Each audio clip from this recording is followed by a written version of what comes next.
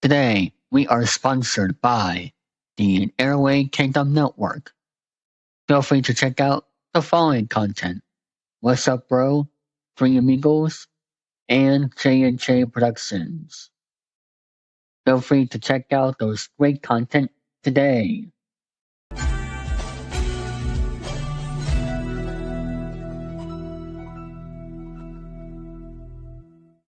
Network 3000 presents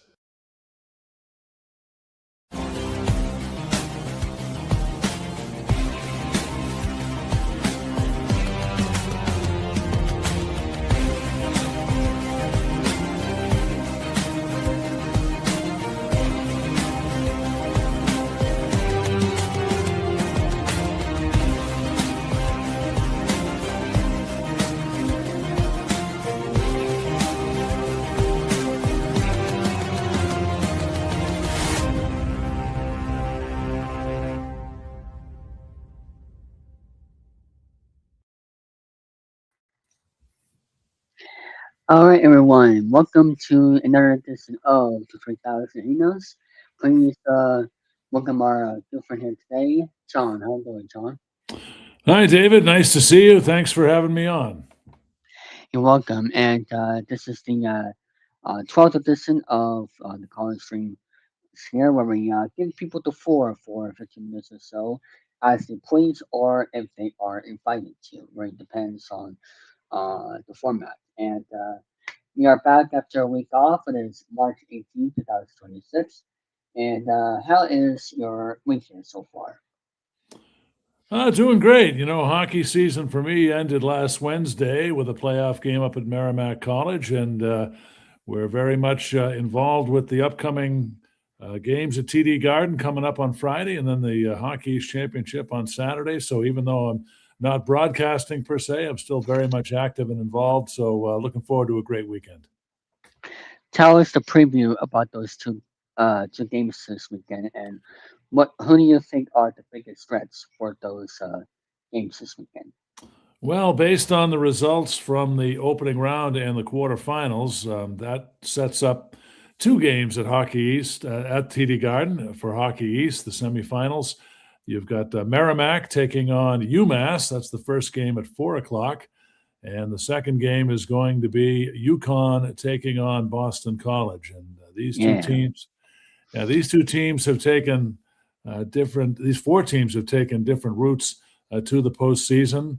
Merrimack certainly has been one of the hottest teams in the conference. I've seen them twice in the last 2 weeks, and I can tell you they are certainly for real. UMass seems to be playing on another level right now. UConn struggled down the stretch, but they came back with a big win over BU in the quarterfinals last weekend, and Boston College, also a team that has struggled a bit down the stretch, but the Eagles seem to have righted the ship with their win over Maine. I think all four teams bring different skill sets to their game, and it should be fascinating to watch how these four teams are matched up. Do you have any predictions? Well, it's so hard to predict these games because when you get to this point, I think that any team can win with any bounce of the puck, but I just think in the Merrimack UMass game, I think it's going to come down to goaltending. I think probably the two best goalies in the conference are going to be matched up with Max Lundgren of Merrimack and Michael Rabel of UMass. I think it's going to be a close game. I think it's going to be a one-goal game, and I think if you're pressing me for an answer, I like the way Merrimack is playing now. So I think Merrimack finds a way to get it done. And the BC UConn game, I think also is a coin flip. And that's BC certainly has been here before, but that UConn team, I'm very impressed with them as well. So I guess I'm picking a Merrimack BC final on Saturday. Okay. Which would be a replay. It would be a kind of a rematch of an earlier Hockey East championship between those two schools, which I had a chance to call back then. And I could be wrong, and I could be wrong this time, but that's my gut feeling. Yeah. Even though I will not be there on Saturday, I am looking forward to watching it. The last championship hockey game I went to was Boston College and Boston University a couple of Yep. years ago. Yep. Who was that player that got the hat trick again? I forgot his name. In For that championship game, Boston College and Boston University. I forgot who it was, but I do remember there was a hat trick in that game, if I recall. Yeah, I'd have to go back and take a look in my notes there. Yeah, But yeah, it should be a tremendous weekend, and all of the games will be on Nesson. So if you can't be at yeah, TD Garden, Friday's Merrimack UMass game is going to be at 4 o'clock, and then the mhm, game between BC and Yukon will be at 7 o'clock. So as long as we don't have long overtime periods, we should be able to get these games in on schedule. And I'm going to try to look up that information while we're talking here. yeah. Sure thing. And uh, what do you um, what do you think is going to be like the number one player we should look out for and know with this championship game on Saturday? I mean, like who will be the biggest factor that we should get? Well, I think both teams certainly have guys that are playing great hockey right now. I think for Merrimack, first of all, they've got Parker Lalonde, who's been one of the top rookies in the league this year. Lalonde Mhm. with 12 goals, 20 assists, and 32 points. That was coming into the Providence game in the quarterfinal. I think that Trevor Hoskin has done some great things for Merrimack. He was a transfer who led Niagara in scoring last year in Atlantic hockey. He had the Mhm. game winner against Providence, so he's a threat certainly. Nick Pierre is a young player who's done great things for Merrimack. 22 points as a sophomore, and they just got Ty Deneau back, and he's certainly a big part of that Merrimack engine. So a lot of weapons. Merrimack's top two lines are extremely talented. On the UMass side, we talked about Michael Robel and how dominant he could be, but Jack Musa is really a generational player for UMass. I had a chance to talk to Greg Carvel earlier in the year, and he was raving about Musa, saying he's one of the best players he's ever coached at UMass, and that's quite the statement because Cale Makar obviously came through there. But UMass has gotten contributions from a lot of people. Vaslav Nestrasil has had a fine year for UMass. Yeah, Lucas Alvestad is terrific on defense, and Daniel Yenchko also has had a fine year. So it's going to be yeah, terrific.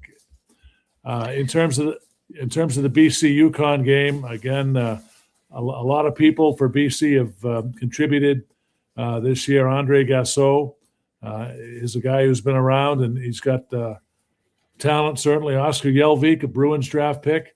And you've mhm, got James Hagens, who is a Hobie Baker finalist. yeah, And Teddy Stiga also helps anchor that defense. And Dean Latorno, of course, a Bruins pick as well. And for UConn, they'll undoubtedly start Tyler Muslik in goal. And he came over from UNH. And UConn certainly with a lot of talent as well. Ryan Tattle and Joey Muldowney might be the best 1-2 punch in Hockey East. And Viking Gustafsson Nyberg, a big, strong, rangy defenseman. So all of these mhm. teams have plenty of players to look out for. Okay.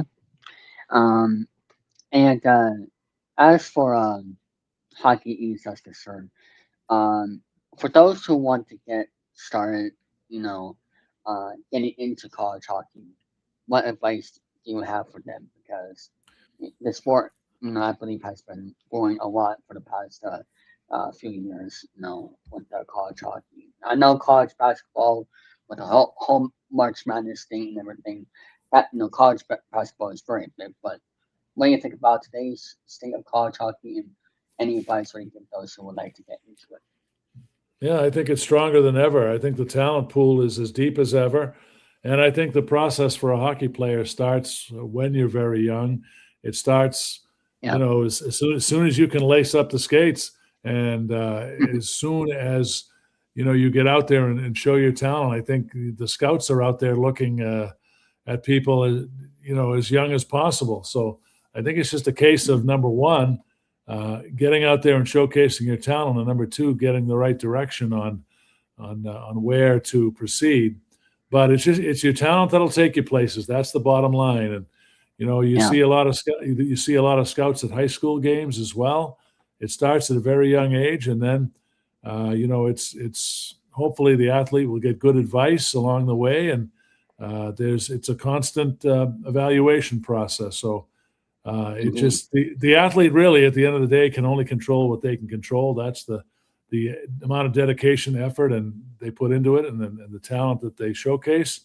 And then Hmm. if all the right things happen and they get evaluated and get the right advice, college hockey, I mean, even if it's not the D1 level, it can certainly happen. Of course. Um, what was the first hockey games you remember?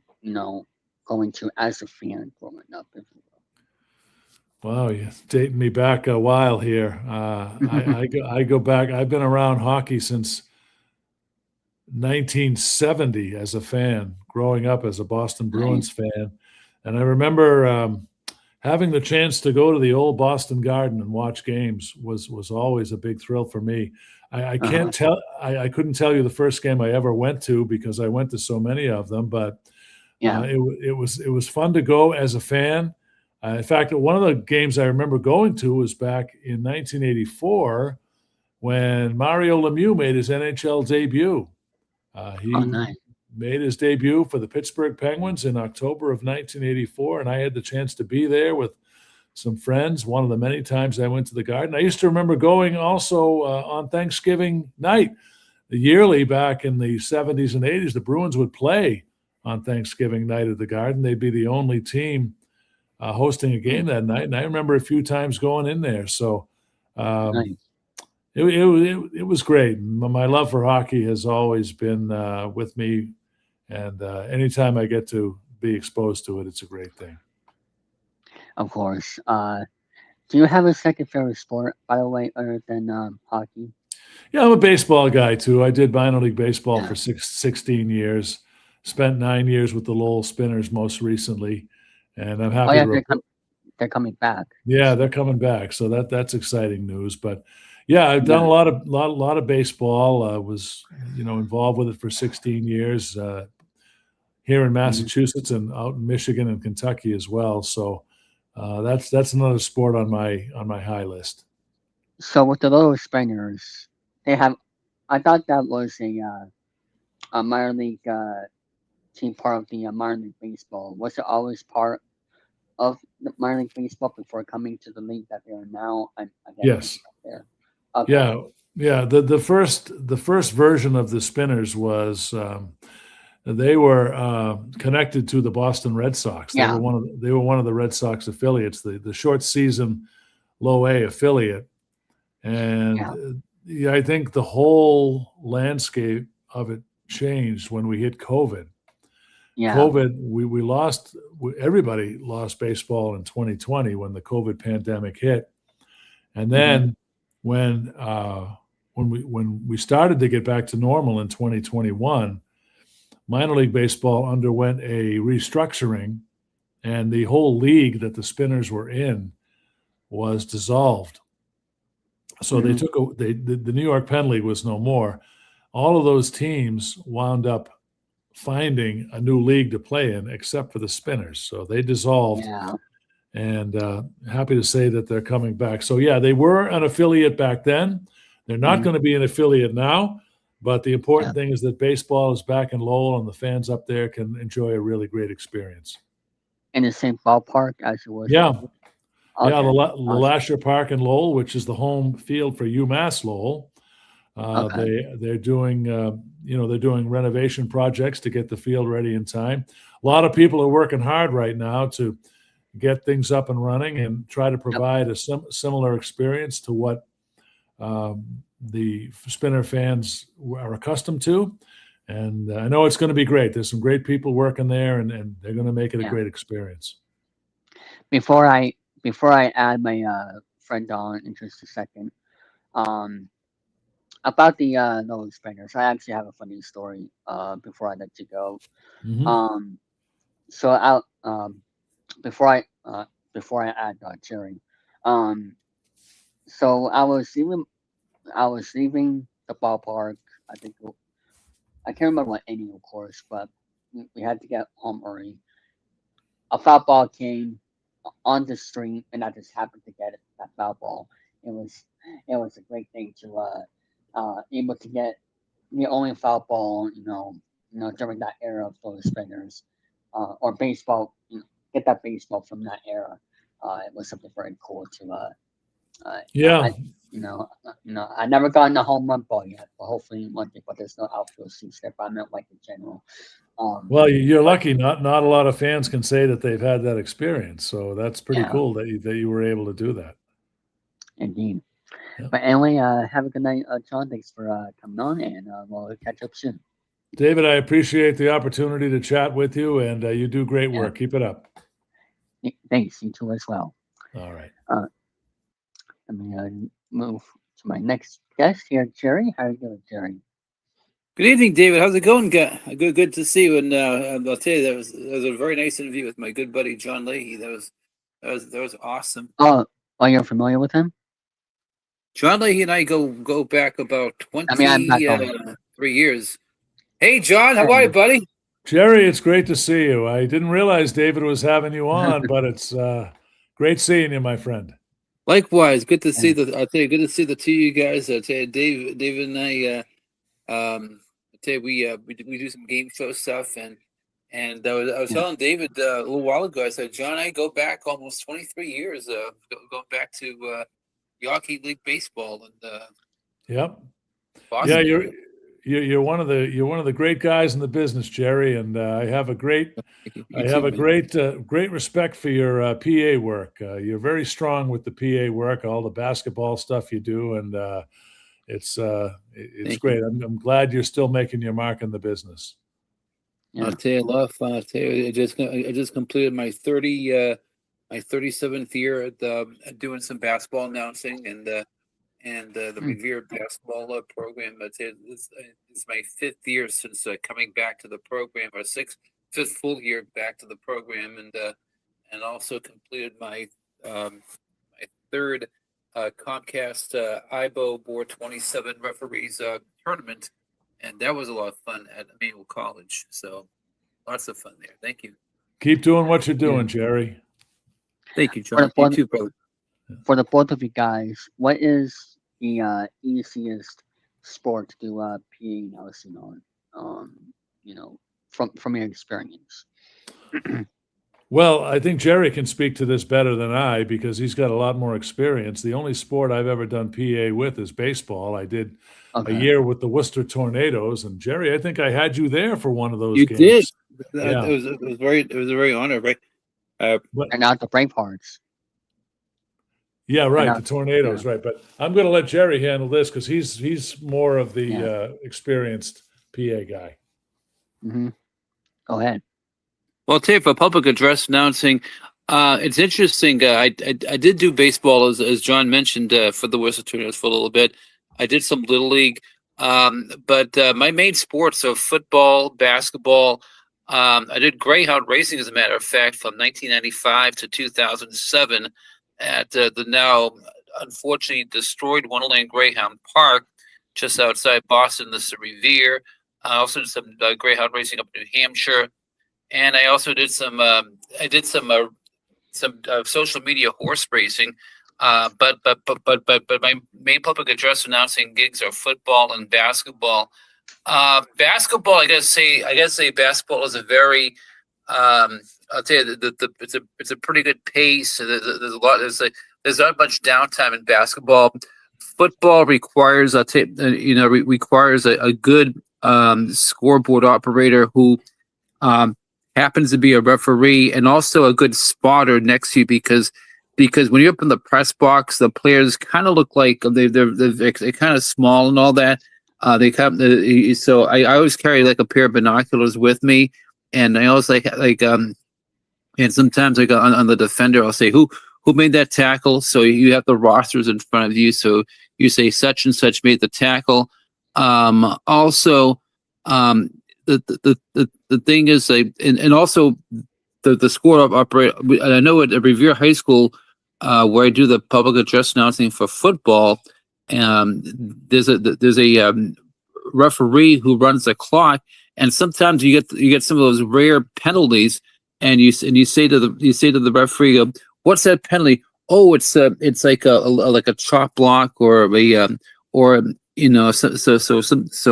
because I know a good amount of penalties, but sometimes you get those rare case scenarios, and you have to inform the fans what they are. So basketball, football definitely are my two favorites. Baseball is something. Baseball, I know there's a little bit of pause and all that and between like batters and such. But Yeah. basketball definitely is my favorite. Football and I respect a lot of baseball announcers, including our pal John Leahy, and a lot of public address announcers who are out there, and those who are up in the sky uh, watching us from above, such as Carl Bean, Sherm Feller, Bob Shepard. Really great guys. God rest their souls. So, and Yeah. also hockey announcers are interesting too because because you've announced the goals and all that, and it's something, guys. It's something. Yeah, I wouldn't mind doing PA for hockey, like it as an off-season thing. I think I'd be pretty good at it just because I'm so familiar with the game and I have the Hmm. broadcasting background. So I may give that a try at some point, just to try it out. Yeah. And the reason why, you know, I was like it because, I don't know which one had more things to say or that when the one or the other because it also depends on how often you do it as well because you could at any moment there'll be a promotion that you have to read or something like that, so that's why I was curious about that. But uh and and John here with the was what's great about being around the sport of hockey, John, is that you get to see the fights every single every single game. You get to see the fights. It's because Well, that's you the don't favorite thing about hockey. you don't get to see fights in the college game. Although I will say that earlier this year, I was at Boston University doing a game, and a fight broke out. One of Yeah, the UMass Lowell Riverhawks got into a scuffle with a BU player, and punches were thrown, and both players were given a 3-game suspension. So, oof. at the college level, fighting is not allowed, and you never see it. Oh, But I did get to see a fight that night. So when I retire, I'm going to be able to say I called a fight in a college hockey game. I did not. I did not know that was. Is there a reason why? Because that's the nature of hockey. Is those fights. Yeah, it is, and I'm sure there's a lot of philosophical reasons why it's not allowed in the college game. I don't know.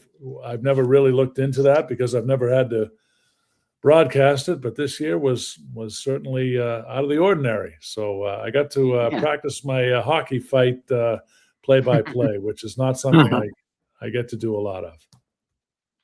Yeah. There's a Mhm. lot of fights in the ECHL. I noticed when I go to the games in Worcester. I wanted to go to Maine one day for the but there's a bunch of fights in those games when I'm not quite sure which level has the most fights, but um like in the minor league level, um but definitely in the NHL, every game there seems to be a fight in the NHL. So Yep. um but I'm surprised that college hockey doesn't allow it. I guess just because of the insurance or whatever. I don't know. Yeah, yeah. Yeah, Like I said, you never see it. So yeah. when I saw that fight back on January 16th, it was something I can say that I had a chance to do, but will probably never do again. But Yeah, never say never, right? yeah, of Mhm. course. Mm. Anyway, John, I'm going to talk to Jerry here for a few minutes. I'll let you go. Thanks for being here once again. You have a good night, John.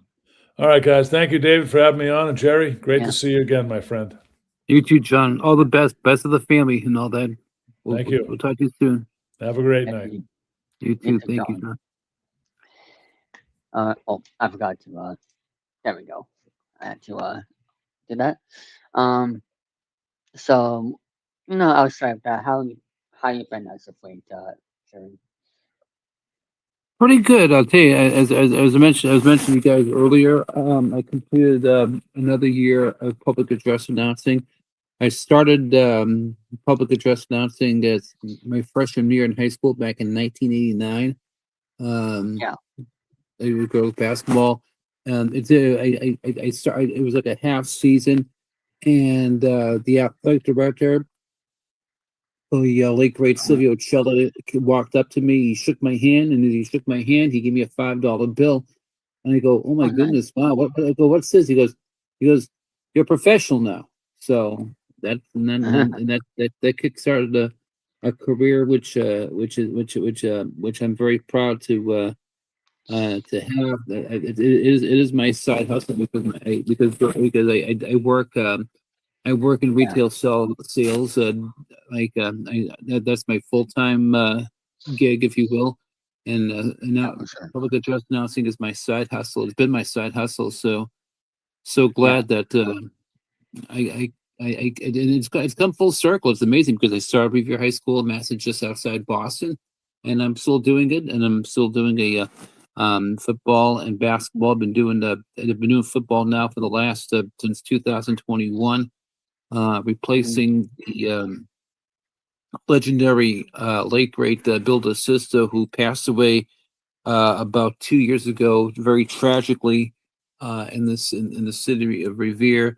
And then for basketball, it's yeah, amazing. That was my first gig. It's my current gig too, and also I do some youth football games too on the side, and I also help out at some local tournaments in the Boston area. So I'm very honored to have those gigs, David. if and before I ask a question here, I want to Sure. say welcome Justin, Jeffrey, Jesse, and Dante. I hope you're all having a good night here tonight so far. For those who want to get into PA announcing, what advice would you give them for those who want to start something new? Advice for those who want to be like an announcer and all that. You mean? PA announcer, yes. If they, Sure. yeah, Sure. So maybe so if you so maybe go to your local youth football or high school like the athletic director and say, hey, I would like to I'd like to be a public address announcer for football or basketball or maybe like also little league baseball. Um so hmm so see if there's a I would ask coordinators of those particular sports in those communities. And as far as like public address announcing, as far as like good good public address announcing, um, like uh, like like definitely rule number one is to get the pronunciation of the players down pat before the game. yeah, Ask the coaches. Sometimes you may want to ask the players themselves.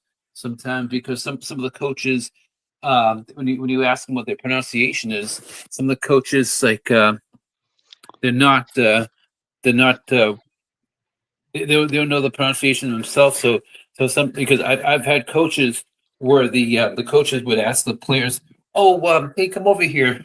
Like this was like about 20 minutes before the game when when the teams would be warming up, and so they'd say, "Okay, so here's what you do. You write the pronunciation next to the next to the name on the roster. Write it out phonetically, so this way it would come easy and all that, or make some sort of pronunciation marks on the sheet. Um, yeah, and if like I know, and it's interesting too, David, because I work for Revere High School of both football and basketball. So I was a graduate back in 1992 of that school. So I'll be a little more enthusiastic for the home team, but Yeah, still though you give the other team the proper respect in the pronunciations, and you yeah, so, and if I know in basketball, if they make a 3 pointer, I'll be a little bit enthusiastic. I'll go 3 pointer for such and such team. yeah, Um, and in basketball, like in a foul shooting situation, you try to get those announcements in before the player has the ball in his or her hands, because the thing is, you don't want to distract them when they're taking a free throw shot. yeah.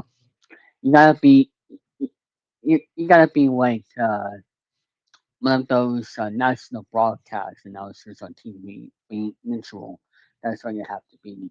Uh, Mm-hmm. you have to respect both teams, like you said, and you have to like basically be neutral, like and like an announcer on ESPN, for example, or Fox. So Mm-hmm. that's basically how you have to be. It's just be neutral. That's all you have to do. And Yeah, definitely like in the because I do some local tournaments and all that. The IBO board at 27, the International Association of I think it's accredited basketball officials. That's a mm, tournament that's like in mid February at a Mayo College in Boston, where we see a lot of top teams in Massachusetts participate, and I'm definitely down the like very neutral, like you said, down the middle, but still energetic and enthusiastic. Because the thing is, you want to build that crowd up. yeah, But at the same time, though, you don't want to overpower it, because the main stars are the players on the court or the field. If it's a football game, yeah, like I tell people, they make the music. We just provide an appropriate lyric to the music that they're playing. absolutely. Mhm. Anyway, I have to add someone on here right now. Thanks for being here, and you're more than welcome to watch the stream via the live chat for the rest of the way. Sure. Yeah, indeed. So thank you for coming here, and I'll see you You're in the live welcome. chat. Yeah, Have a good definitely one. did. Thank you so much. You're welcome. Take care. I'll see you in the live chat. And hello there, Jesse. How you doing? Good. How are you doing, David? I am doing well. And today is the day after St. Patrick's Day. I assume you did not wear green yesterday. Well, I did, but I don't. I didn't drink. You know, Yeah. St. Patty's Day is an escape for people who are probably hungover, waking up Oh, that the problem is still there, or waking up to somebody that they don't know, and they're like, "Oh crap!" But uh, it's a good celebration. I saw somebody yeah. wearing a badass Boston Red Sox cap. It was green. Oh, okay. Yeah. Yeah, I was like, I want that. Actually, let me. I don't know if it's in. Oh, maybe it's. Are you talking about this one? Yes. Yeah. It's brand new. Well, I didn't get it recently, but I got it last year because of their City Connect hats. And uh, yeah, it's all green. You got the bean right there. And um, this is, like I said, the Red Sox wear green on Fridays, at least for tire. I'm not going to burn this hat. I'm not going to burn this hat. Never. But they wore it on Fridays last year, which turned out to be a great thing. But I don't know if they're gonna do that for this year because they also have those red uniforms that they also have. But then again, I don't know. I I don't know if Tyler can look this up for me, but I don't know how many years Major League Baseball is going to let players wear those same connect uniforms. Because it started back in 2021. I don't know how many years they would allow them to wear it. Because like in spring training, for example, they used to let the Red Sox wear green jerseys for St. Patrick's Day, and then they stopped doing that. I guess back in 2020. I don't know, but you know, I don't know. Like the contracts are weird with certain jerseys and uniforms, but Tyler Woodburn, the Yankees. That was the hat Outburn. Um, but anyway, so do you think for the NBA season right now, as we head towards April, you think the stage is set? You think all the teams who are currently in position for a playoff spot are now going to be part of the postseason? Or Yes, the, the ones that are the 8 teams. Well, was the bottom teams like around the 8 are going to be fighting for that spot, and then there's a play-in. So we're gonna the eighth seed is not really set yet, but I'm pretty sure the first 7 or 7? will be. Okay. Yeah. And the Spurs are good. The OKC Thunder are good. We're gonna see Boston there eventually because aren't they the second right now in the division? I believe And I believe so. I'll check though. Um, yes, behind Detroit, yeah, Detroit. 46-23. Detroit really built a team that was surprisingly good, Hmm. and the Spurs. I thought Cleveland was going to be in first again, like last year, or was it second? I don't remember, but I knew Cleveland was at the very top last year.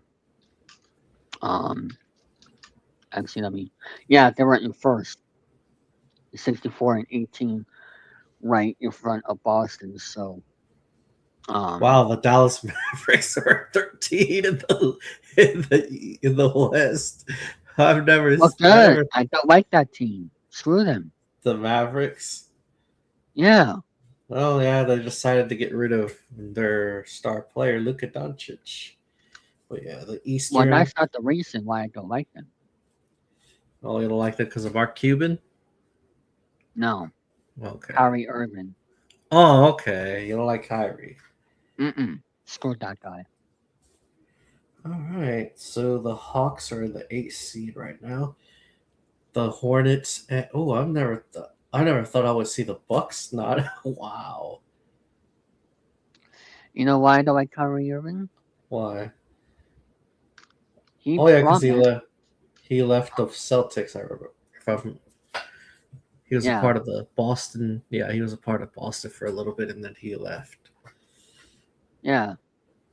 And then, like, he made um a promise to the fans at TD Garden that he was going to resign with the team the following year. And look what happened. So that's why I don't like that guy. Promises broken. That's how you lose respect. Look at So, what happened with Kevin Durant. He left. He left OKC to pursue a championship with the Golden State Warriors. The Golden State Warriors are the 10th worst team right now in the league. I mean, in the conference. mm, So, Grizzlies, man,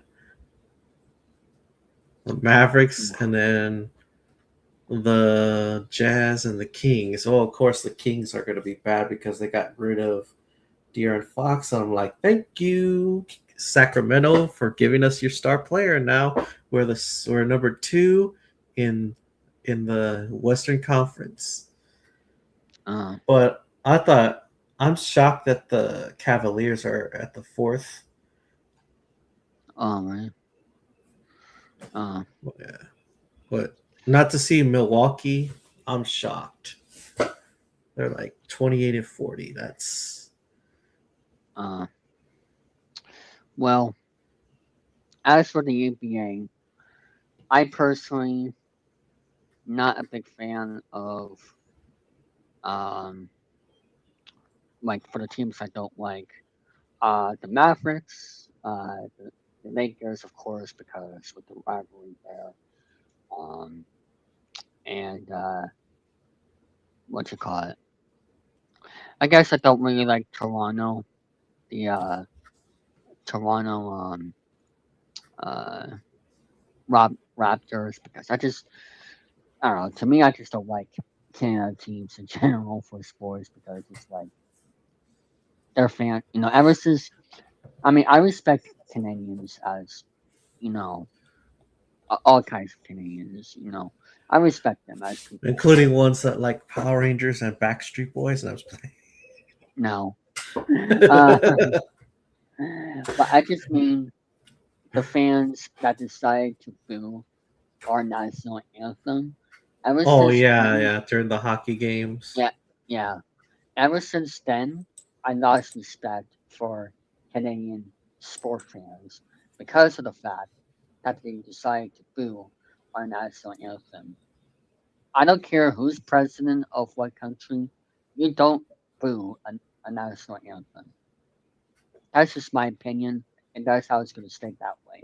I respect Canadians as people if they're good to me, of course, but I hate those Canadian fans who decide to boo our national anthem.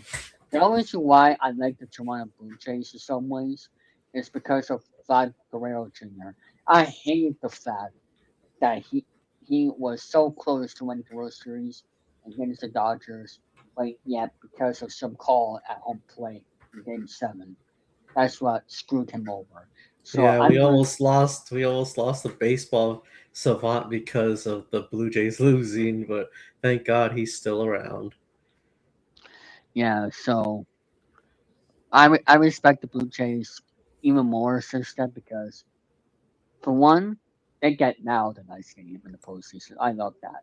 And two, like I said, ever since that moment, I think that respect for them because of them they were steadying up the whole time in Game 7, wanting to win so bad, and for those people to waste their money, I feel so bad. But because of Vlad Jr., I really like that player. I got to see him when he was in AAA years back. Um, so I respect the Blue Jays. But for the other Canadian teams, they can screw on. Oh, the Raptors are the only Canadian team in NBA right now. The Grizzlies used to, but then they moved to Memphis. Why? Relocation, and plus, you know, Uh, what? Yeah, I'm wondering if Canada will get another basketball team in the future. eh. I'm surprised they don't have an NFL team, but there's the Canadian Football League. So Yeah, that would be nice for the NFL. It would be nice for the NFL to actually see if we could get a team. Well, we did have NFL Europe for a while, but then you know that was like a yeah. developmental league. Mhm. That was a developmental league for for the team's worst players. I mean, for the team's players to go and play, but Yeah. never really caught on. Yeah.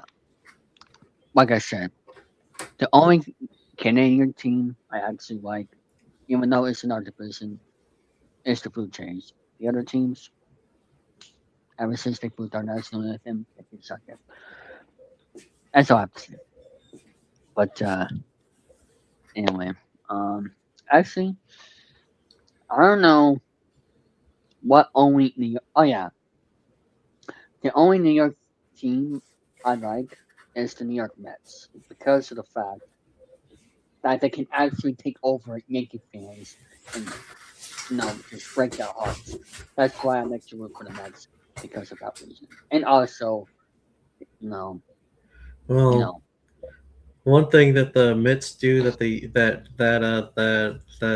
that the Dodgers are good at right now, the Mets try to buy a team to win and they fail at it, but the Dodgers are I successful at know it. The that's Yankees are trying crazy. to do that like they always done when. That's crazy. But and it, but here's the thing: they're cursed. The Mets are actually cursed, and I see no. So, but anyway, I'll let you go, Jesse. Yeah, I gotta bring someone in, so I'll see you in that chat. Okay, All right, bye. take care. All right. Now, I'm not quite sure if this person knows about the drama that's been going on today, so I'm gonna be asking him questions about that regarding a certain baseball player that got accused for PEDs. Hello there, Brandon. How you doing? Mike was muted. All right, I'm doing well, David. How are you? I'm doing well. So, are you familiar with the drama going on with Miguel Rojas? No, I'm not. What's going on? Oh, I thought you knew. Okay, because I posted in the group chat. You can look at it for yourself. Um, there is a um reporter out there that decided to make a mistake of misspelling Miguel Rojas' name of the fact that he took PEDs, and it was a report that he got suspended for 80 games. And this is what I'm gonna play this clip for everybody so they can hear it. This is what Miguel Rojas had to say about that, you know, fake report regarding the 80 game suspicion. Um, Let me play it, and you can get your thoughts about it here. Um, to have one of the people involved with the organization to have to deal with something like that when didn't even happen. Time right now for our SoFi Spotlight of the Week, and it's going to focus on you. I was in a meeting, and I get out, and the first thing I see is Trevor Plouffe and Jake Storiali talking about, well, thank God Miguel Rojas didn't get popped for PEDs. Evan Drellick of The Athletic, who's actually been a very good investigative reporter, mistyped your name when he was talking about Johan Rojas. Whoa. Let me stop you there.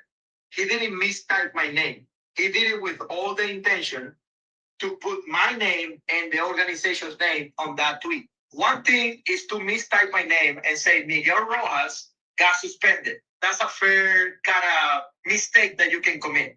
But when you say Miguel Rojas from the Los Angeles Dodgers, right, got suspended 80 games for PEDs, that's what I'm not good with. And I'm gonna talk to you about this, and this is the only person that I'm gonna talk to about this issue, because I don't want to make it a big deal and I don't want to make it about myself. But I feel like as a reporter, you have to have some ability to be a professional as well and apologize, not just to me, but to the organization, because you don't even know how Andrew Freeman felt after these accusations that for 6 minutes kind of rumbled my whole world and got so many people around me and around us, the team, the Los Angeles Dodgers, worried because of one guy make a mistake that is I'm totally okay with making mistakes. But at the end of the day, I was expecting an apology. Are you saying that Evan did not reach out to you and apologize? No chance, because I don't have X or Twitter or whatever. He didn't make an apology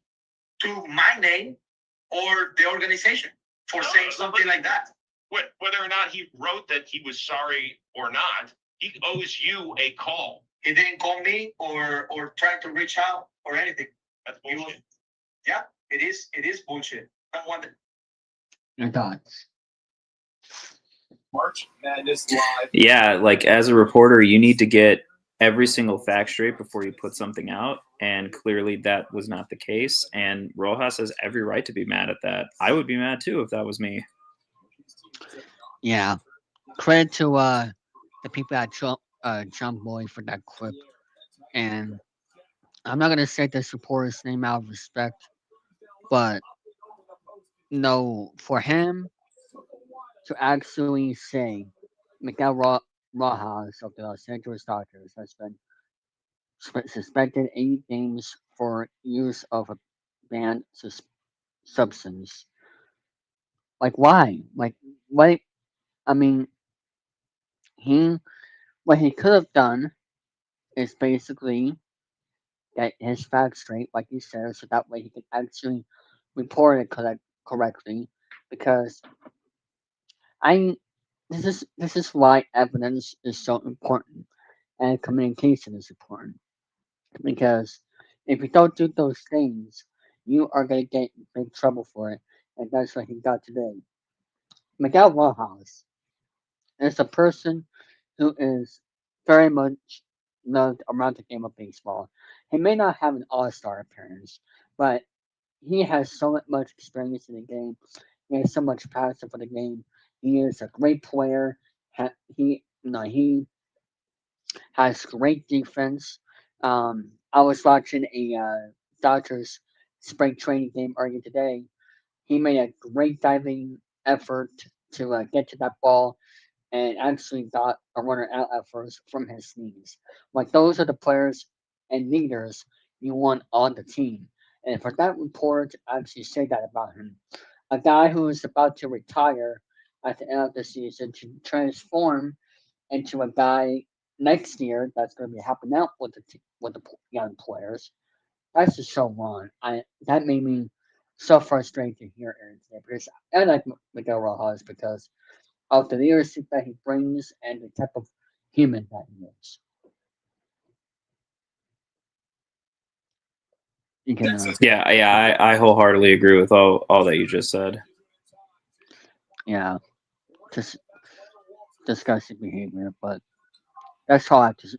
That's all I have to rant about here tonight. But um, so you watched the WBC.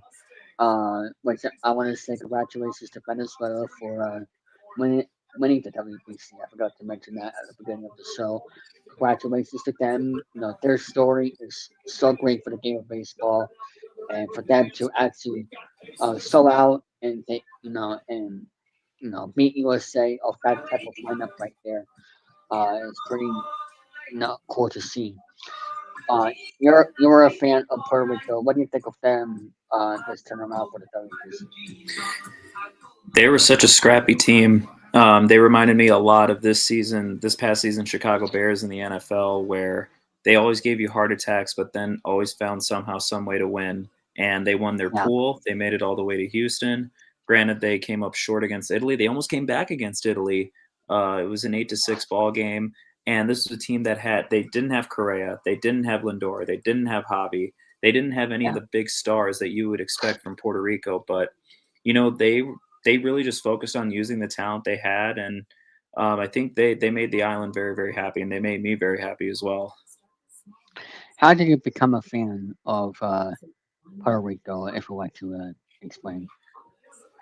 It's just my nationality, and Hmm. and the island just happened to produce some of baseball's best players like Francisco Lindor and Carlos Correa, who are still going strong after 10, Yeah, 11 years in the league. They made it to that's the good too. final back in 2017, but got shut out by Team USA. Yeah, But it's just up and there's no place to go but up. And I'm excited to see what kind of team they put together in 2029, and hopefully, Correa is going to be older, Javi's going to be older, Lindor is yeah. going to be older, but hopefully they can come back and play for the national team. Have you been to a game in Puerto Rico before, like winter ball? No, no, I've only been to Puerto Rico one time in my life, and we didn't attend a baseball game. But the time that I did go, I do remember. I think it was the Mets and the Marlins. They played a 3-game series in San Juan. This Oh, was in nice. 2010. What was the atmosphere like? Like, as for the fans there? Well, I watched it on TV. I wasn't there, but Oh, it was a okay. lot like what it was in the World Baseball Classic this year. Just the island is so passionate about the game. It is their Mhm. number one sport over there, and when they play well, the entire island has a party. It's always a party over there in Hiram Bithorn Stadium. And of course the music is a huge part of that as well. Um, no, that's my favorite thing about Puerto Rico. Their team always comes to Fort Myers to play the Boston Red Sox in the spring training. But Mhm. I don't know how that statistic got started. I don't know if it was because of Alex Cora. Um, but ever since the WBC back in 2023, it's always been that way. Um, so I give the fans a lot of credit for what they bring to the game of baseball regarding that. What was your favorite moments of the WBC this year? Willie Abreu's home run against Japan was Yeah. unbelievable to take the lead and ultimately pull off the upset against Japan. Bryce That was Harper at just the end of the game. Bryce Harper at the end of the game last night hitting the 2-run homer. Mhm. Just the tournament. I think just as a whole, I think this was the best WBC of all time, and we had multiple walk-off home runs when we went the entire history of the tournament without even having one. Yeah. And you just see the passion that every single country has, not just Puerto Rico, Venezuela. You see the joy of all the players. You saw that with the Dominican Republic. You saw that with Japan. You saw that with a lot of these nations. They're out to show their absolute best. And I wish we had this Mhm. tournament every year, but we'll see what happens in 2029. But I thoroughly enjoyed this Yeah. tournament. Me personally, they should do it every other year, but this is me Yeah. because like spring training, like nobody really watches that unless if you're really into baseball. So it would have been nice to do that every other year, especially with the fact that people say that it's much bigger than the World Series. So, Yeah.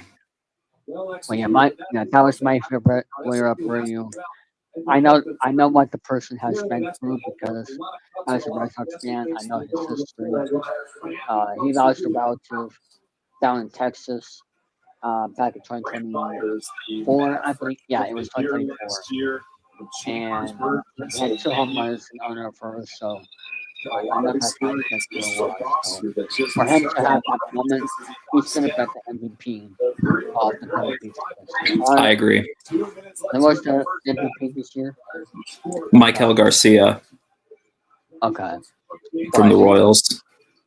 yeah, it should have been Abreu all the way, especially he had more RBIs than him. But I don't know how that was determined. Um, but uh, uh, now if you had to pick a threat for next year as for a team to beat your team Puerto Rico for next year, who would that be? It kind of depends on how the pools shape up. Cuba impressed me this year, but they're old. A lot of their players are probably not going to come back again in 2029. So we'll see if any of the younger talent comes and plays them.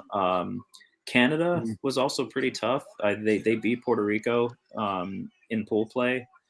Yeah. Let's see. Colombia, I don't see being a threat. But right now, at least in their pool, Canada and Cuba, I think could be a threat. And plus, again, we don't know if these star players are going to come back to Puerto Rico in 2029, but it will definitely help them out for sure. Yeah. Um, and what was the favorite ballpark for you to watch the WBC this year? I think Miami is the perfect spot for the finals and the semifinals. Yeah. I do wish that they would go somewhere else, but if they want to keep it in Miami, that's perfectly fine. Uh, Especially considering that the state of Florida is, very, very popular in Hispanic heritage, and yeah. you saw the representation greatly from Venezuela and the Dominican Republic. So Mhm. if they keep it in Miami, cool. But if they go back to Los Angeles or something, I think that'd be great as well. But Yeah. definitely, Lone Depot Park is such a incredible place to have these games. I agree, and that was a great game last night, all the way. Um, and I'm relieved that Bryce Harper got his moment because I don't remember him getting on base at all before that win. And for him to have that moment in the bottom of the eighth inning with 2 outs, making a catch like that, that was a relief because I did not want to get shut out. USA like that. It would have been a travesty if the USA got shut out in the World Baseball Classic championship game. But for the fact that Bryce Harper was able to come through the clutch like that in bottom eighth inning, great call by Joe Davis as well. It was a great moment for the game of baseball and one of the best moments of his career as well. Yeah, without question. Yep. So other than baseball around the corner, what sports are you focusing on right now? I'm definitely focusing on baseball. The NBA season is coming to an end, and the NBA playoffs are going to be starting up in April. Same with hockey. The hockey Stanley Cup playoffs will be starting in the middle of April. We're getting toward the end, and we're kind of sort of already getting the start of next year's NFL season with the NFL draft. So there's a lot to look forward to. And right now, the NCAA tournament is beginning. Yep, for March Madness. My favorite time of the year. Yep. Speaking of basketball and hockey, what is your favorite national broadcast for those two sports? For basketball, like NBC just got back the NBA in October, and they're already running circles around ESPN. I can tell you that right now. And as far as baseball goes, I mean, you can't beat Joe Davis and John Smoltz on Fox. I love Brian Anderson at TBS, and I'm sure NBC's coverage is going to be good with Jason Benetti, but right now I think Joe and John are the gold standard. For baseball? Okay. Yeah. What about for hockey? See, that's tough because I like ESPN's coverage of Sean McDonough, but I just think that Kenny Albert just brings the excitement more, and I think him and Eddie Olczyk are a much better combo on TNT and TBS. Do they usually do ABC coverage for NHL like at the start of the new year? Like that's when they get started with that because I don't remember hockey doing ABC like at the end of the year because of the NFL playoffs. So I think that's why. It's I think that's why. Because with the NFL playoffs, those games are on ABC. So once that's done, they bring hockey. So I think that's the routine. But so what else? Do you have any sporting events that you're looking forward to this year? That look forward to seeing. I mean, not off the top of my head, but I'm definitely wanting to go back to the rate to see some Sox games this year, especially to see Munetaka Murakami live.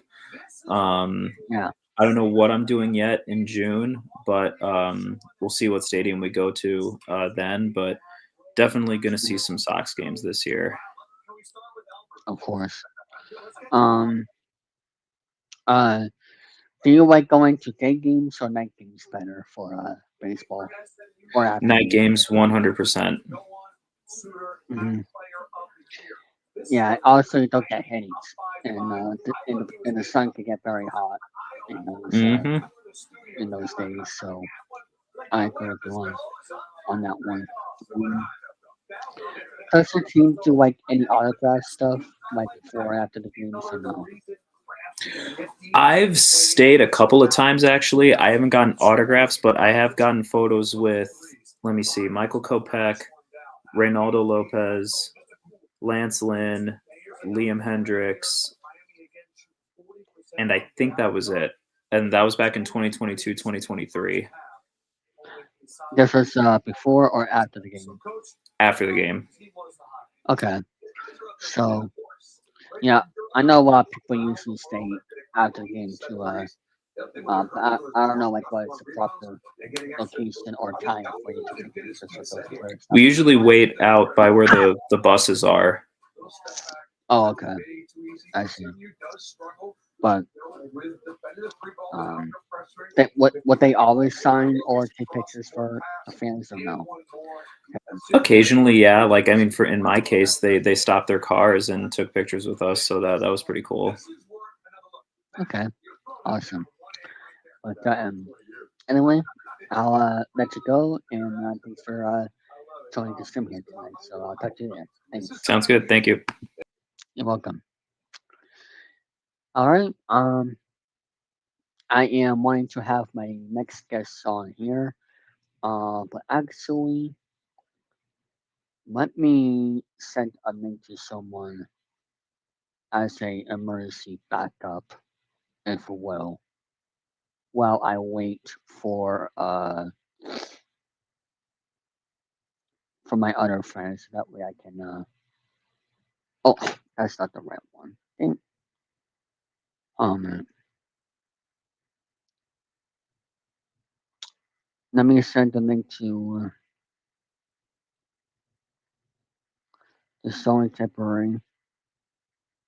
Oh, what the heck? Why is this on the popcorn panel? I didn't mean to change it to the popcorn panel. What is this?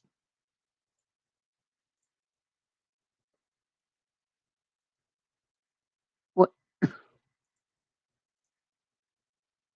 Wait a minute. Eh, Fine, I'll refresh the page. Hold on. Hold on. Let me actually stay on the page and it's just not the popcorn panel. Hold on one moment. Give me one that moment.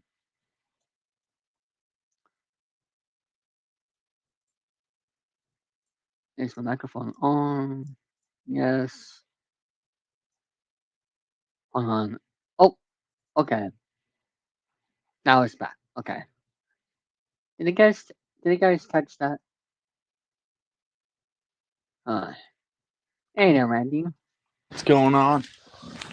I'm doing good. How are you? Uh, doing good. Good. What was your thoughts on the WPC this year? What's up?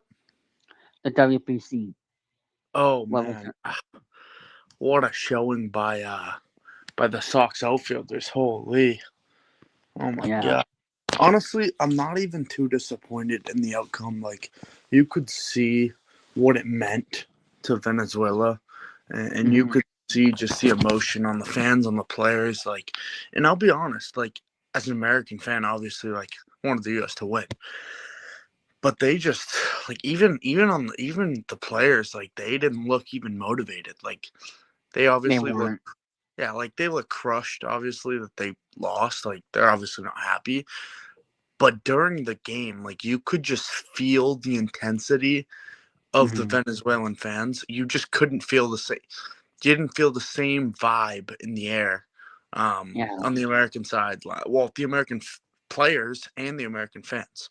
So you know what? Good for Venezuela, and you know I'm ready for the MLB season. So Yeah.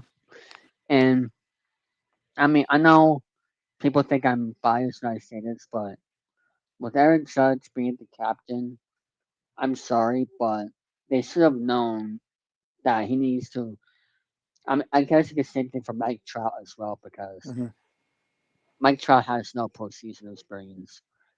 With Aaron Judge, yes, he may have gone to the World Series before, but he needs to have more experience to be in that type of a spotlight. And he Yeah, just he had like only one home run throughout the tournament, and yeah. Aaron Judge has the same clutchness as Lamar Jackson. yeah, I agree. An individual player will get individual accolades, but I mean, as Yankees fans can tell you, he's just not there when you need him. He's just not. It's just it. Yeah. And So nothing far more. anyway. Yeah, I mean, he's been on the Yanks for what, 6 years, 5 years, something like that. Yeah. I don't know. Um, I mean, he's just, you know, to be a great, you got to be great in big moments, and we just haven't seen that out of Judge. And honestly, as a Sox fan, we're thankful for that. But you know, mm, in this scenario, it's upsetting. yeah. Um. But for the person backstage, I will add you on in a few minutes. But me personally, I would have picked who I would have picked for the USA cap. I don't know who would have picked for the captain if you had to pick ranking. Honestly, it's hard, but I would say based off of like performance, I would say in veteran leadership, I would say either like a Schwarber or like a Bryce Harper. I think those are two pretty fair Yeah. names, right? Those are fair names. That's not like completely left field. I think Uh those huh. are, for people watching, they wouldn't be like that's a crazy name. I think those are two good names. Yeah. I agree. Let me actually take a look here. Um. My big Yeah. thing out of the WBC is like the managing was No. terrible. Yeah. And It and was. and I hate to say this as a Sox fan, but you cannot be playing Alex Bregman and Byron Buxton when you have um, Pico Armstrong and Gunnar Henderson. You just can't. Like I don't know what they're doing. I don't know what they're doing either. I don't And know it's why is Byron Buxton's old ass even on the field? That's my yeah. question. Yeah. I would have gone with Gunnar Henderson and Pico Armstrong is 1,000 times better of a fielder, yeah. and I mean he can hit the lights out of the ball too. I know Buxton has some serious power, but PCA is. I mean he's younger, he's more athletic in the field, and he can still hit fairly well. So I don't know. Yeah. I Like don't. it's just um it's like I would have put maybe like Cody Ballinger instead of Mm, field instead of yeah, first. Yeah. Cody Bellinger too. I mean, nah, but it was fine. I'm not. Yeah. Like I said, I think what it comes down to is, regardless of managing, like we just weren't motivated. Like we shouldn't have won. No. That We lost to that Italy. We almost that didn't even make speech it. that speech by Aaron Judge just felt off to Oh me. yeah, we almost didn't even make it. Yeah. Seriously, Yeah. like we He got lost. lucky. But good for Greg Weissert. Honestly, I'm happy for him. But of Yeah. Heard. But anyway, thank you for stopping by. I'm gonna have course, someone on here. yeah. So I'll talk to you later. Thanks. All right, see you, Dave. Yep. We had nostalgia on here. How you doing? Hey, I'm wondering how you've been. I'm doing good. Just relaxing here. Um, what have you been up to? What was that? How have you been up to? Things are going well with me. I'm just preparing for a nightly viewing of Hollywood Squares, but I really miss going to the hockey games. Hopefully, I'll be back with my brother at it. Oh, you like going to hockey games? Yeah, I've grown to like him a lot more. Yeah. I yeah. What's your favorite hockey team? I'm a Devils guy. Oh, Devils. Okay. Um, why do you pick up the Devils this year so far? Uh, we're doing all that we can. Yeah. Do you have a favorite sport that you like to watch these days? I already said hockey, but I I don't really watch that many other sports. Understood. Um, Let me see what else. Um, do you uh do you have favorite teams for other sports like other than the Devils? I can't say, but I'm just glad Understood. things are still good on your projects. Yes, thank you very much. And um, what have you been doing on your YouTube channel these days? I'm going to be uploading some shorts of other media, Oh, what? and then probably I got a Legend of the Hidden Temple compilation coming. Okay. Um, is that your favorite Nickelodeon game show? Brain Surges. Oh, okay. Do you have a regular favorite game show as well? Jeopardy. Jeopardy. Okay. Um, do you think they um you think Kate Jennings have Yeah, been he's a lot? great.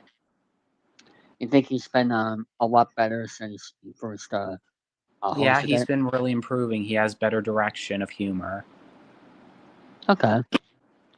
Um, have you been uh have you been to any game show tapings in the past? No, I wish I would. I know a couple friends my other server have. Yes. What about like live stage shows? What'd you say? You know those game shows Oh yeah, that. I've been to like a couple of my school events. We did like trivia games like that. Okay. Um, what I meant to say is have you been like to the Price is Right live or Wheel of Fortune live? You know things like that.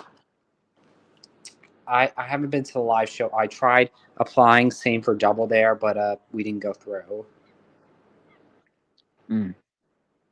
I've been to Double Dare live once. It's pretty good, but Really? unfortunately, yeah. But yeah, that was back in 2019. But however, unfortunately, they did not Okay. bring it. They did not bring it back. I guess I don't know for some reason, but hopefully they'll bring it back. Um, what's it called? Um, what game shows other than Jeopardy you also like to watch? Wheel Other of things. Fortune, Price is Right, Family Feud. Okay. Um, do you have um, what's it called? A favorite game show to watch on GSN and Buzzer?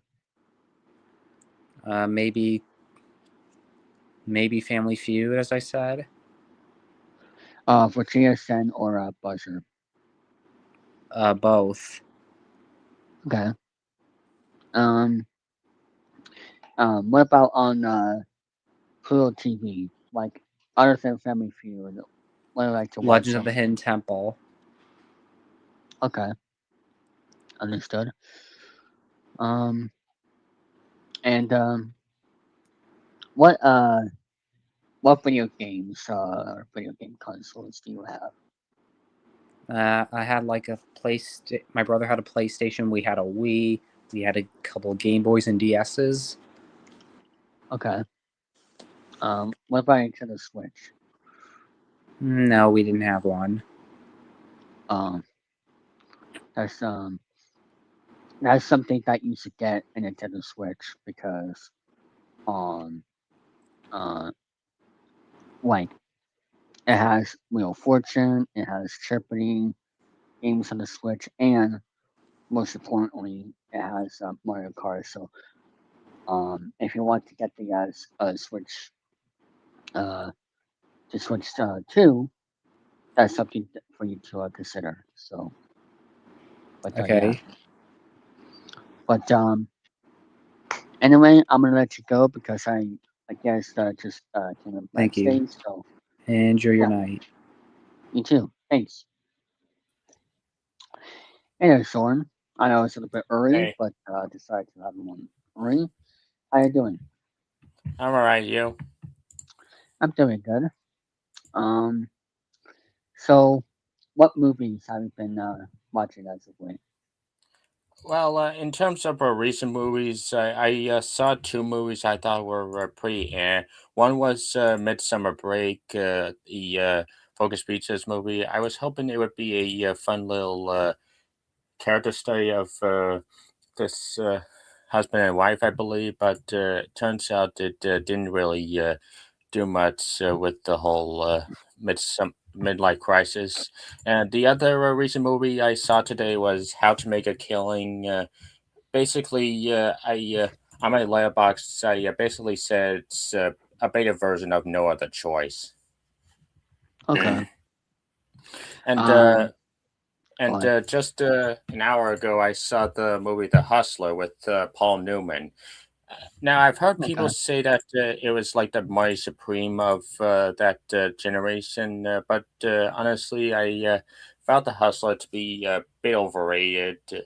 Honestly, I'd just rather watch Marty Supreme again. Okay. Okay. Understood. Um, do you like watching the movies at Oh home yeah, oh yeah, I or do. I do enjoy watching movies at home. more than going to a theater? I usually save the theater for special occasions, like if I can't find the movie online in time, like the movie Hoppers. You would think that would be easy to leak online considering it's Disney, but no. Nearly 2 weeks after its release, I still can't find it. I might just end up watching it in theaters next week. Okay. Um, there's a chart in the live chat for you to say hi. Um, but Hey, Jason. yeah, when I do these call and stream editions, that's basically the format. You know, one person at a time. Yeah. For each call. So uh, that way, you know, it makes it more interesting for to have a different format on for these type of. I do these once per season anyway, like one time in the winter, summer, you know, etc. But same thing with the games for stream editions. I do that in the winter, spring, summer, and fall, basically. But I'll add one in 8 minutes. Um, Mostly heads 10:30 if my other friend does it. So what? Um, Hey. but anyway, so um, what have you been uh liking What about? about liking about the popcorn panel so far here in 2026? It's been doing fine. There are some episodes that are a bit hit or miss, but it was still fun talk about the latest movies on that's been chosen.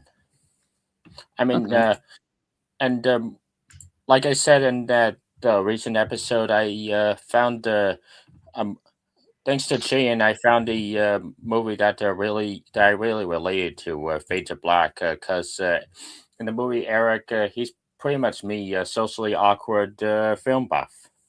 Only except I'm obviously not a murderous psychopath. well that's what Charlie is, but anyway. Mm. But have you have a particular favorite episode you've done this year? So far? um, uh, I don't really have a favorite per se. Oh yeah, I do have a favorite. Hands down, the War of the Worlds episode. Okay. where we where we just tore apart that piece of shit movie, but still a masterpiece in the wrong way. It won the Razzie recently, actually. Okay. By the way, Charlie has a question for you. Um, uh, t- I haven't really seen any episode of The Outcast, so I can't really say if that's really for me. Yeah, it might have need to show him a highlight reel or something privately in order to get him interested. So Yeah, plus the public panel is more of his thing. So yeah. um, but anyway, um, do you have a movie that you're looking forward to seeing here in 2026 that you haven't seen yet? Oh, well, the obvious ones are The Odyssey by Nolan and Doom Part 3, which got a recent trailer. Spider Man Brand New Day looks really fun, being a fan of the MCU. Also, Supergirl looks cool. Okay. I'm also looking forward to Ron Madonna's next movie in November because he never really misses in terms of movies. In Bruise, Three Billboards, Banshees of Inisherin, and such. Also, Dagger with Tom Cruise, directed by Alejandro Gonzalez Iñárritu. I hear it's his latest chance to finally win an Oscar. Mm. Oh yeah, he said that the Spider-Man trailer was Charlie said the Spider-Man trailer was great. Um, Yeah. hmm um, is there a particular movie that you want to review on the Popcorn Panel is so bad that you haven't reviewed yet? I'm a couple ones. One that comes to mind is Inspector Gadget, the Disney movie. I think it would be funny to see Victor's reaction to it and Jared as well.